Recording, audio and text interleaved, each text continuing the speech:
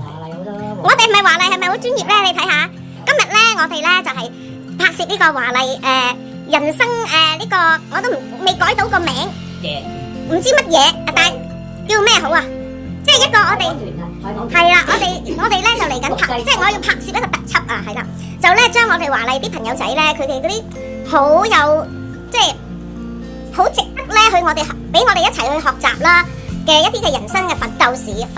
啊嚇，或者點樣從挫敗裏面咧去成長啊咁樣，咁咧我就即係好想拍攝啊，咁咧今日咧就係揾到啊谷谷啦，谷谷喂望下鏡頭啊嚇，咁啊跟住咧揾到啊卓榮大師啦，係啦，揾到阿Martin啦，係啦，咁佢哋兩個咧專係呢個總之就呢個咪啊、燈光啊、攝錄啊、拍攝啊。點樣即係個 production 啊，係啦，咁啊都係佢哋負責噶啦，咁啊最好咧就揾啲年青貌美啲助手添啦，未揾到，都係佢兩個，係啦，而家就揾緊，咁呢個咧就校工啦，喂校工唔該，係啦，係 helper 係啦，同埋佢好多謝佢啦，佢咧就 sponsor 咧贊助呢間呢個場地俾我哋啦，係啦，多謝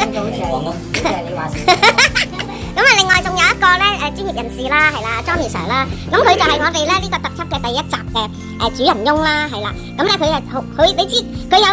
20-30個故事㗎，係啦，今日只係咧就同我哋分享少少嘅啫，皮毛嘅啫，有啲嘢就即係又唔講得太準嚇，即係我哋鏡頭下咧就好即係叫做咩叫咩嗰個咩有淚啊咁樣㗎，但係鏡頭前咧有時都即係盡量啦嚇，我哋。俾得大家知嗰啲都俾大家知啊，盡俾㗎啦，係啦，咁啊真係好專業啊嚇，OK， 大家都好啦，咁